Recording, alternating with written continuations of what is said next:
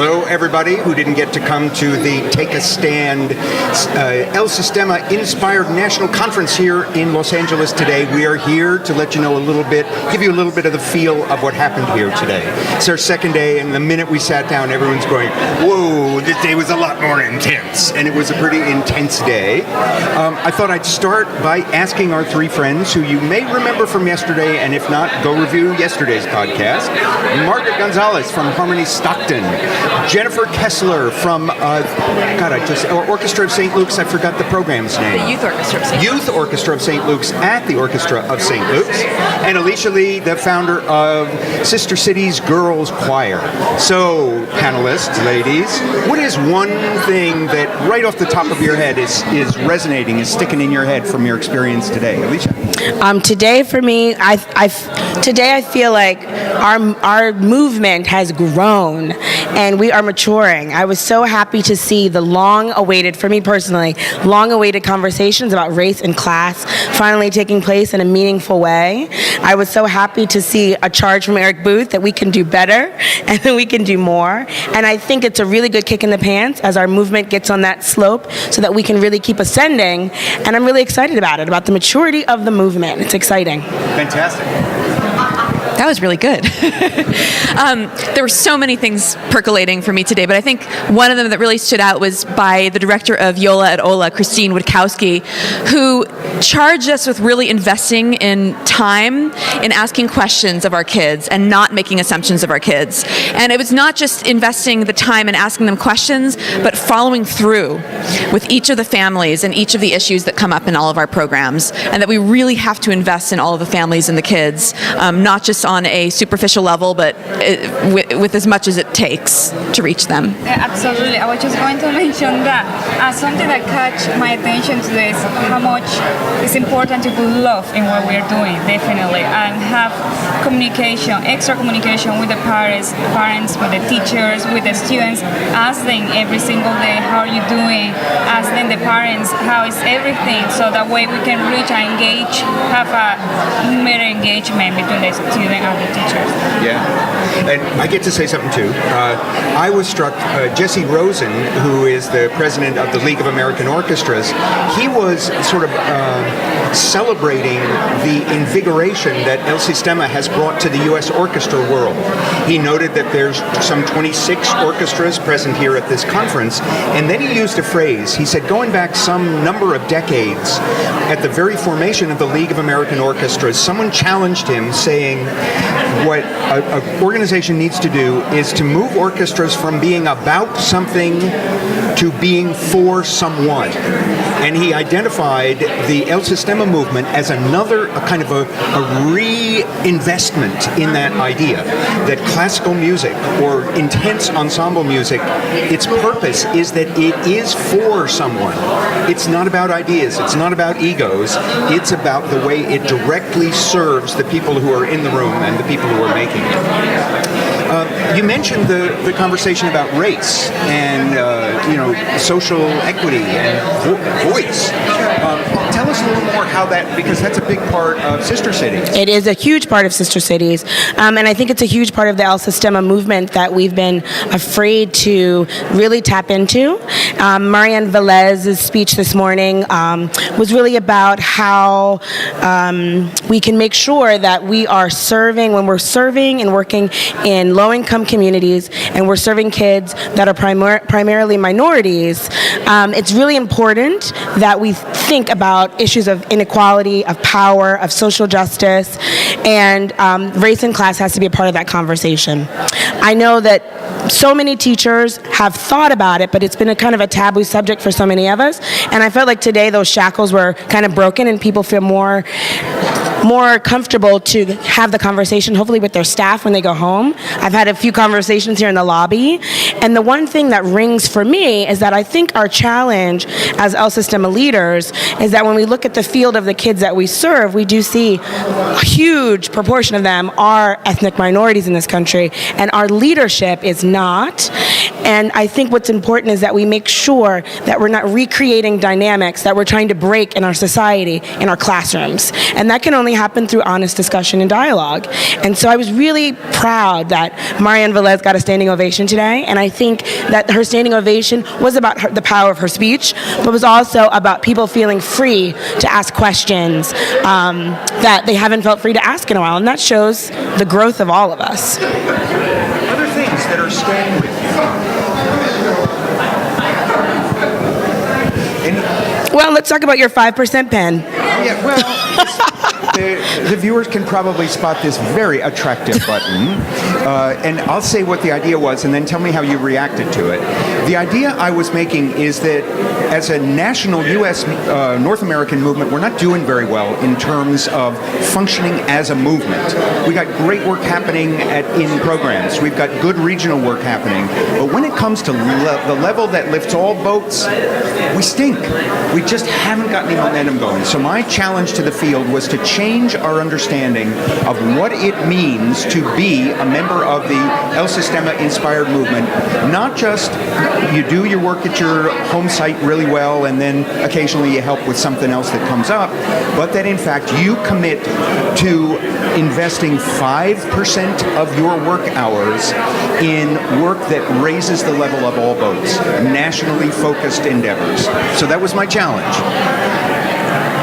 You know, Eric, I think that was such an important challenge, and there was something that I wondered, actually, I wanted to ask you, which is, I think you were charging us with contributing, right, to the field in some way, whether it's writing about best practices or things that we're learning, and I wondered whether one of our biggest issues is an issue of self-confidence, in that so many of us are starting from scratch, and we don't really know what a promising practice looks like.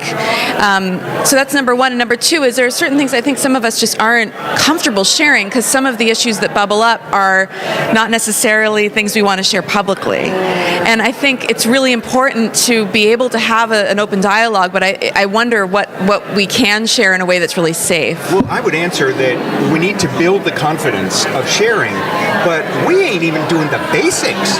I mean, when you get a message to give us the basic data of the address of your program and how many kids are in it, and a third of the programs in the U.S. just don't ever respond to 5 emails, we got to do way better than that. So I think we do need confidence building measures and the sense that, whoa, we now actually know who's out there and who's doing what, and start building, maybe first it's just data, and then start to build towards putting out a question to the field and getting back helpful answers.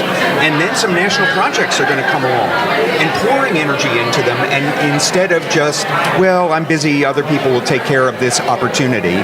So I think we do need to build confidence, but we need the mindset change that in fact it is our responsibility to join offers as they come along.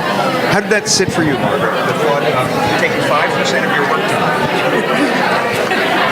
Absolutely. I think that it's so important that we are all connect, share what we have progress and also our weakness, so we all can grow even stronger because we all have a same goal. We all want to create the best for the kids, make them best citizens, create better communities. So I think the more we know of each other, the more powerful we are going to be. Thank you. I'm going to interrupt our flow for just a moment to bring in a guest. Tricia. You can probably hear down the hall, friends, that people are just refusing to leave. And we're not even serving beer and wine. They just refuse to leave because they're in the feel of the conversation. And Tricia was just coming by, and I thought she led a session today on the international context of El Sistema, how it's grown around the world. And for those of you who don't know Tricia Tunstall, the author of Changing Lives and one of the leading consultants in the field. So what do you want to share with those who didn't get to be here today? I wish you had been here today. It was fantastic. And the international session was great, especially since we followed on the heels of the national session in which Eric gave us all a battle cry, a rallying charge to think of ourselves more as a national movement. And it was very exciting, very electrifying. We're all going to be wearing these buttons. 5%, give 5% of your time to the national cause. And then to go to the international level where people are so active and involved and engaged all around the world, and you have this, and people really did have the sense with these wonderful presentations from Marshall Marcus in Europe, from Yutaku Kikugawa in Japan, and Ken McLeod in Canada. You really got a visceral sense that people around the world are there's so many kindred spirits around the world working for exactly the same causes, with the same inspirations, with the same relationships to their children. So I feel like we sort of went from the national to the universal to the global, and I mean maybe the universe next year. Sistema Universal. Sistema Universal. I want to ask a quick question of everyone, and Stay, you can join too, of something specific you heard in a conversation, maybe in the bathroom or over a meal, but something that's kind of ringing in your head that this is actually interesting or useful. And I'll start with one. I was so impressed to learn in a conversation about peer-to-peer instruction that there's a habit they have, there's a practice in Yola at Ola where each kid, when they want to ask a question of the teacher, the practice is they have to have already asked it of people on both sides of them. See if you can get the answer from the people who are sitting on either side of you before you ask your question of the teacher. And this is now so built into the way the kids practice that, in fact, the hands aren't going up as much and there's a lot of turning to your friends. Who else heard something specific, interesting, as a takeaway from someone? Well, one thing I took away was Dan Trahey was talking about building community, and he talked a lot about how performance can be a community builder. So I don't remember the number. Does anybody remember how many performances they do a year? 55. I mean, goodness gracious. 55 community performances a year. And I thought about that, and I thought that's, every time our kids perform, something comes from it. Somebody is in the audience, somebody is inspired by the messaging that we're all bringing when they see our young children performing with such excellence. And so I'd like to aim towards that 55 level. I thought that was really great. I remember hearing on my first trip to Venezuela at one Nucleo, they said, oh, well, we perform all the time. We perform when a new shoe store opens. This notion of being a resource to the community and being involved in that. Well, I was thinking about a conversation we had last night, actually, and some of our other colleagues who are using different techniques in intervention and really thinking about the needs of every single program, or of each program, rather. And that you had mentioned that every week you have a team-building exercise for all of your girls, and I was so struck by that that's really an integral and essential part of what you're doing. And it got me thinking about, our own program in New York and what we can do routinely to start to build more team-building feeling and focus and that kind of thing. Also, something I heard today is how important, every time that the students have a performance, how important is to let the parents what is going on inside the program, how hard we are working, how we are doing, how we are changing, and what is our goal for those kids in the future, what we want to accomplish, which is just it's beyond music in this, it's just something beyond there. Yeah. Did you have I just am going back to something from a speaker, Bob Duke, this morning. With the final slide, he was talking about the process of learning having to be joyous as well as difficult. And he put up a final slide which said at the end, at the top, success, but then at the bottom it said beauty, struggle, beauty, struggle, beauty, struggle, as the appropriate way to approach how we challenge and reward the kids in our programs. And that was really memorable to me. That is what we're doing. Beauty, struggle, beauty, struggle, beauty. It's a nice distillation. So I think our viewers are noticing we're starting to get a little looser. Lord knows where we'll be by tomorrow afternoon. We'll be starting to dance around some of these. We're just about at the end of our time. Any closing thoughts? Any one more thing, people who weren't here, you'd want to let them know that happened? The quality of the lunch, the quality of the 78-degree temperature. Anything else you want to share for those who didn't get to be here? I think another piece. There's such great little kernels being dispensed in the sessions, and another thing is this informal learning that's happening all over the place.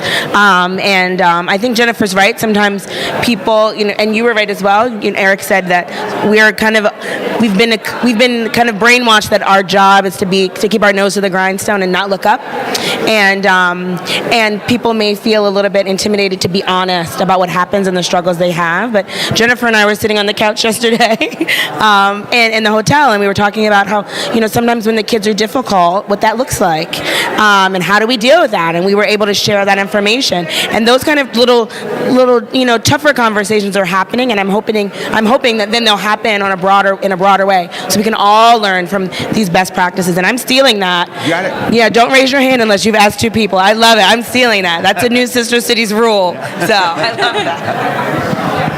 Any last thoughts? Not yet. Okay. We're done. All right, I think we've talked out, and you're probably listened out. So we're gonna. Some of us are getting to go to a concert tonight. Others of us are going to go to bed early. There's definitely going to be dinner things happening with California cuisine. Glenn Thomas is gesturing beer at the moment, so there's going to be some of that happening. So this is what you're missing. Anyway, we'll check in with you tomorrow as we come on with the last day tomorrow. Thank you all for watching.